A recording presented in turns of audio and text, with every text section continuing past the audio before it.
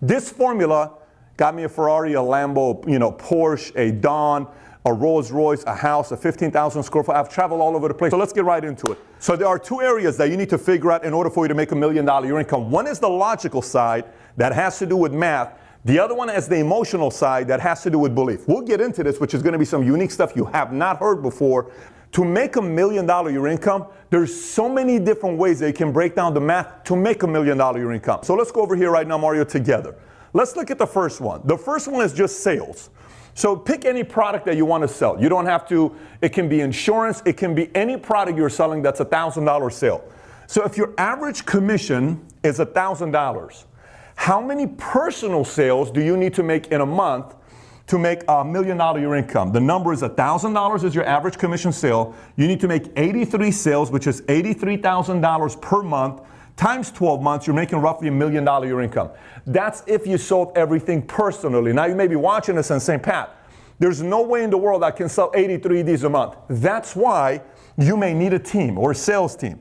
If you become a sales team, if that average sale that everybody sells is $1,000, if you're a sales manager and a broker, maybe the average commission by sales made by a rep to you is $250, which means $250 if the average sale to you is that the commission, you make your cut. You need 332 sales made by everybody to come up with $83,000 that becomes $1 million your income. So now, what you're solving for is what? 332 sales. How do you make 332 sales? Basic math.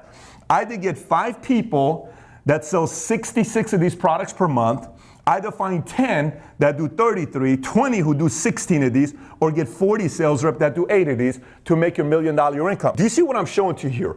This is the mathematical formula. By the way, this is boring, but it's exciting when you get a paper and pen and you start writing out your formula. Oh my gosh, this is all I need to do, make $1 million income? That's the pure math. It's so easy to do, but this is logic. This will not get it done. I know a lot of smart, intelligent, logical people with 4-year degrees who mastered calculus, pre-calculus, who have this down, but they have problems with this next part. And by the way, this is 20% of the work. This is 80%. Let's get on to the emotion side. So here's the emotion side. On the emotion side, you have multiple different areas. Let me start off with the first one here. And this is by far the biggest challenge people have, and that is belief. In order for somebody to make this kind of money, $1 million your income, you're not going to make it if you don't believe it. So you say, well, Pat, how do I get a chance to believe this? I never, in my wildest dreams, nobody in my family made this kind of money. I've not been around people that make this kind of money. How can I make this kind of money? Here's the kicker. You need to master the art of future truth. Now, what is future truth? A lot of people have a hard time with this. Let me explain.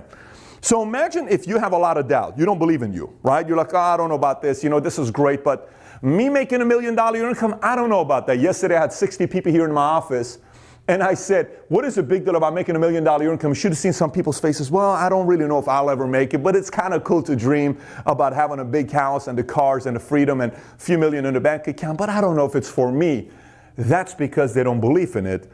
That's because they don't understand the concept of future truth. Let me explain to you the future truth concept. Some of you may have never heard of future truth before. Here's what it is. If you're going to lie about you, you may as well tell a big lie to yourself over and over and over again. Now, at first, it's very difficult. Let me describe this to you before you get uncomfortable. For instance, I am going to make $1 million a year income. Now, I want you to say it. Say it to me real quick. Stop. Say it. I'm going to give you a second. Say it. I am going to make $1 million a year income. Say it again. Perfect. Let me ask you, was it uncomfortable? Do you feel like you're lying to yourself, right? Sometimes people say, well, Pat, I kind of was weird. I feel like I'm lying to myself. If you say, I am amazing, I'm meant to do something big with my life, I'm the guy that's going to go out there and be the hero to my family, that's difficult for some people because they're lying. But it's a current lie, but it's not a future lie. It's a future truth. It is a current lie, but it's a future truth. You see, the more you tell a big lie to yourself over and over and over and over and over again, and you eventually believe it, future truth is you're going to make $1 million your income. This is a belief system that is very difficult for most people to do because most people think every kind of lie is a bad lie. No, I'm not telling you to go lie to your wife about some things you're doing on the side or lie to your husband about what you're doing on the side. I'm telling you, tell a good lie. I'm going to make a difference in the world. And you don't believe it. But say it 1,000,000 times. You're going to end up believing it. I'm meant to do something special in my life. There's no way in the world God put me on this planet to just be a regular guy. No way. The blood in here is boiling. I want to do something big with my life. This guy was put on this planet to make a difference. Say it over and over and over and over and over and over again. Convince everybody in the world. The entire time you're just trying to convince one person, and that is you. And that's the game of future truth. And for some of you that are maybe making $4,000 a month for the last 20 years, you really need to start lying to yourself. I'm talking to you. You really need to start this moment, start telling a lie to yourself on how special of a human being you are. Over, and don't expect anybody else to do it. For instance, when you say, honey, I wish you would have told me more nicer things. Mom, how come you don't tell me nicer things? Dad, how come you don't tell me nicer things? Don't wait on them. Start with you. Question everything. Everything.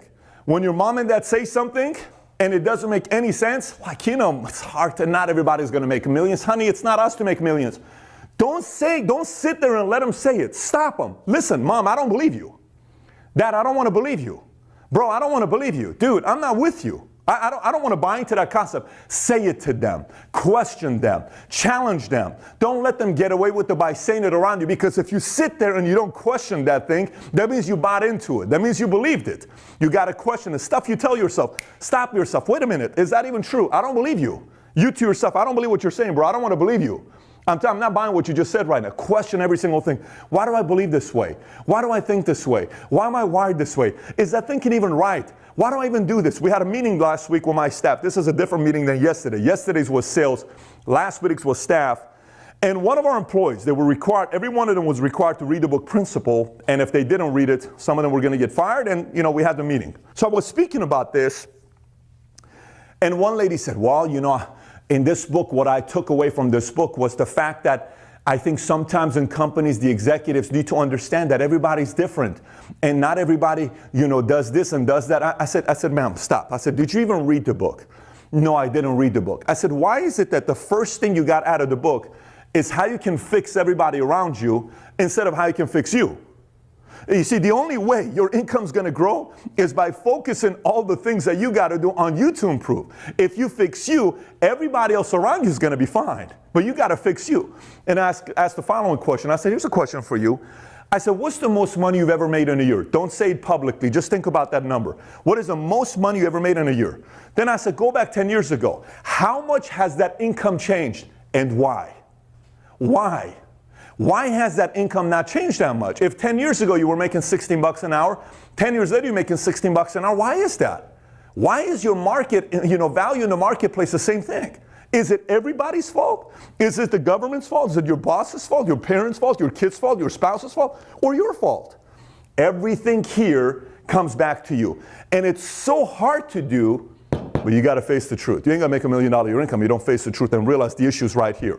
And the last item to cover over here, to my left, to your right, is guaranteed formula for success. That is 100% proven for my life and other people I've taught. Outwork, outimprove, outlast, and outstrategize. What you're looking on the screen here, on the screen, look at those four again. What you're looking on the screen here, which of those four things that you're looking at, the outwork, outimprove, outlast, outstrategize, which of those four things do you think comes last? Meaning you'll learn the latest. It's out-strategize. Why? Because that requires a lot of experience. However, the other three, outwork. If a guy works 80 hours a week and you work 40 hours a week, you can't compete with that guy. If you yourself are reading 2, 3, 4 books a month and you're developing your mind and your competitor is not, and he only reads 1 or 2, and you study in industry articles and all this other stuff, and they're not, you're studying how to recruit CEOs, CFOs, COOs, CMOs. What is the best way to stretch this $1 million investment that I got to make this happen? Who should I talk to be part of a group for mentors and CEOs group and all these? Who should I network with? What community should I be a part of? Who's the best engineers, IT firm to hire? What are these competitors doing? What are some of the guys that are not even in my market? If you start studying those industries, somebody else isn't. It's tough to compete with you. And then outlast. Some people work 80 hours a week for a year, and that's great. But they can't work 80 hours a week for 3 years. Some work 80 hours a week for 3 years. But you work 80 hours a week for 5 years. You outlasted the guy that did 3 years or 1 year. They can't compete with you because the compounding effort favors you. So these 4 things that you look at on the screen require one thing, and that's discipline.